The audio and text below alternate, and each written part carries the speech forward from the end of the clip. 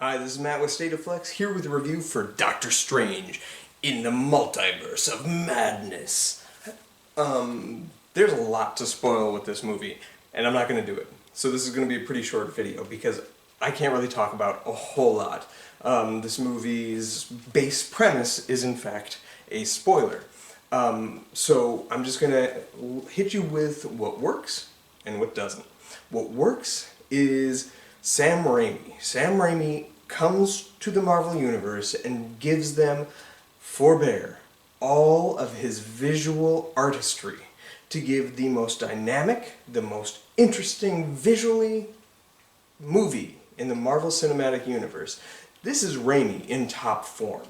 He hasn't been this on fire since the first Evil Dead, which I think he was just like, I need to show the world what I'm capable of. He did, and he's been kind of trying to chase that ever since. And he's presented many great looking movies, from the Spider-Man trilogy, the Evil Dead trilogy, even other films that he has made.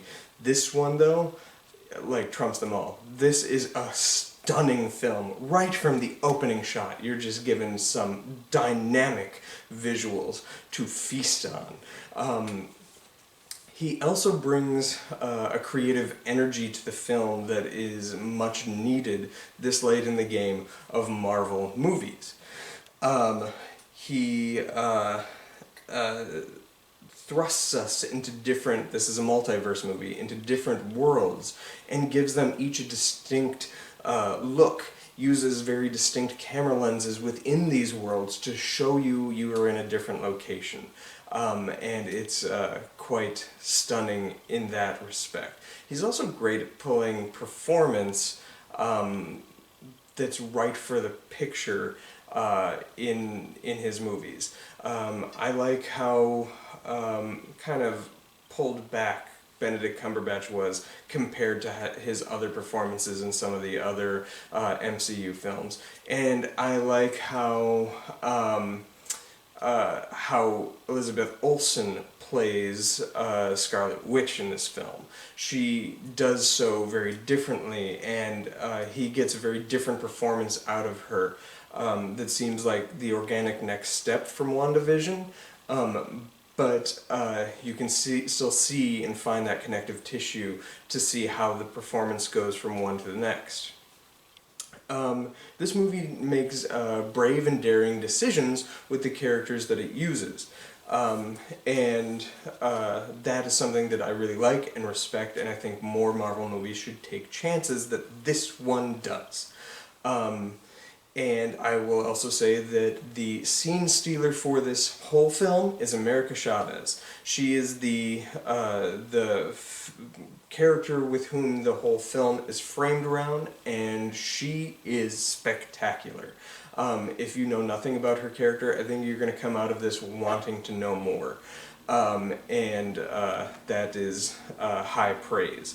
I also think that Raimi brings some horror elements to the superhero genre that are always there. Horror comic books came out of horror storytelling. Characters like Spider-Man and stuff have that ingrained into them. They're 50s monster book stories that became a subgenre which became the predominant genre of comic books, which is that of the superhero.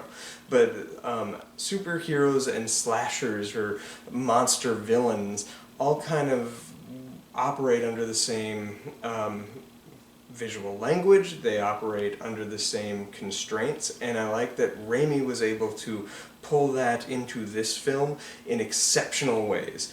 So all of that is high praise. What doesn't work so much is the film, even only at 2 hours, feels really long, much longer than the first Doctor Strange movie, and it's not, which is kind of weird. Like, I felt like I was in that seat for as long as I was in the seat for Spider-Man No Way Home.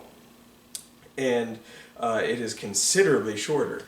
So the film could use tighter pacing. That said, there is so much that is just thrust at you, even in the immediate opening scene right after the Marvel logo hits. You're just being flooded with information that it leaves you in quite literally a strange daze. And this is a movie that I'm sure benefits from multiple viewings. This is also a movie that is designed for the fans, and by that I mean you have to consume so much Marvel info, possibly even more than Infinity War and Endgame, in order to consume and understand all the character arcs that are happening in this film, even though you're only dealing with like just a couple of characters. And watching WandaVision is paramount, but you also have to come into this film forbear with information from like Age of Ultron and Marvel What If and various other Marvel properties, where you needed that too, certainly for like Avengers Infinity War, Endgame, Civil War, any number of things, but those ones operated where you could have not seen anything that came before and still kind of understand because the movie catches you up well enough. This movie doesn't do that. This movie requires you to have seen the entirety of WandaVision to truly understand what is going to be happening on film. Now, if you're a diehard fan, that's no problem. This is just pure payoff. But if you don't have that Disney Plus subscription, or just have casually watched that over a year and a half ago at this point, then I feel like a lot of people are going to come out just like, what did I watch? Plus you're being inundated with new worlds, new information, new characters, and it's a lot. It's almost too much. This movie probably needed an extra 25-30 minutes to fully get you to grasp everything that you watched, but that's not really present, and as is, it already felt a little overlong. The action in this film is great, the horror elements are great. The other thing that kind of goes along with the action and the horror elements is one of the things that I also praised was that this film makes very bold assertions with certain characters that you have to accept and deal with. And how you respond to those moments or those character choices is kind of going to largely be how you respond to this film. I can see this film being very polarizing in a like kind of Rise of Skywalker kind of way. Not Rise of Skywalker, excuse me, Last Jedi kind of way, where I think what they did works, and I genuinely believe that it did, but I think you're going to get a hardcore fan base that is going to be completely turned off by what they watched and find it an affront to their fandom that they have built over the past several years.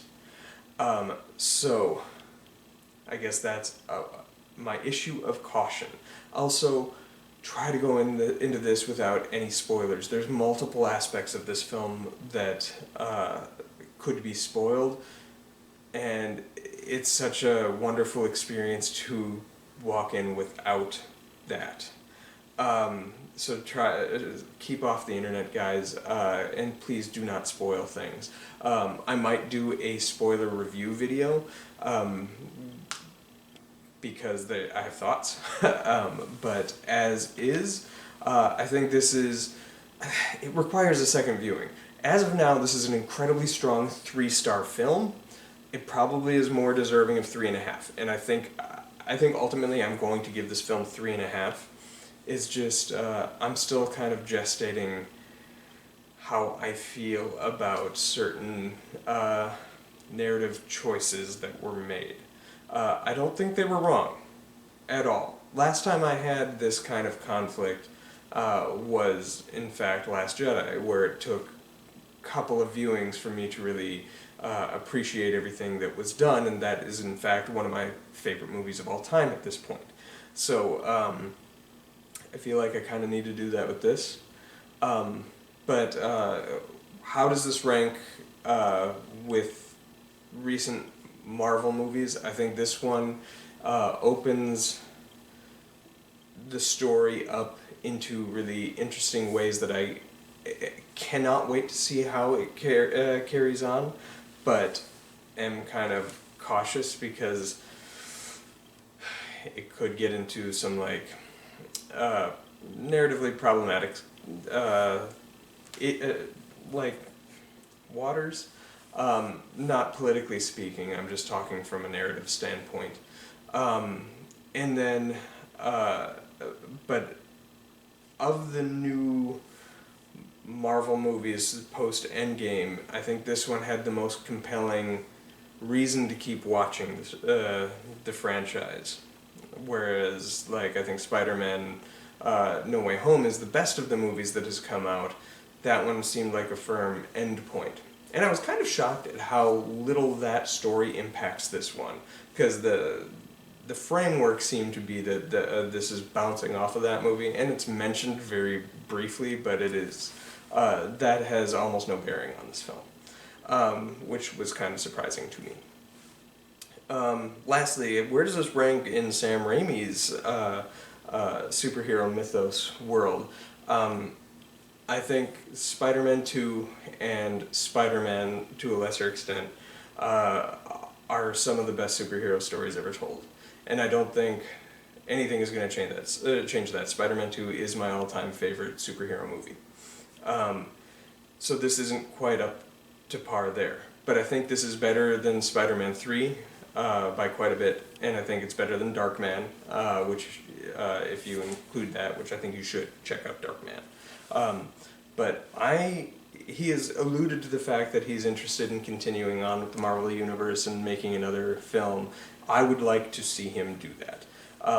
If not Doctor Strange, maybe a new property that we haven't seen yet, maybe an America Chavez movie, maybe tap into Spider-Man once more, who knows. But his inclusion is the single most welcome thing that I have for the MCU right now. Him, Taika Waititi, they're really keeping me invested. But yeah, check out this film. Let me know what you think. I'm excited to discuss this in spoilery territory. I might give it a week before I do a spoiler review. Just because I want to sort of hear what other people are saying and address my thoughts on aspects of criticism that might come into play, as well as just sharing my own thoughts on some of the bold narrative choices this film takes. But anyway, I'm rambling. That's what I do. I should have called this channel The Rambler.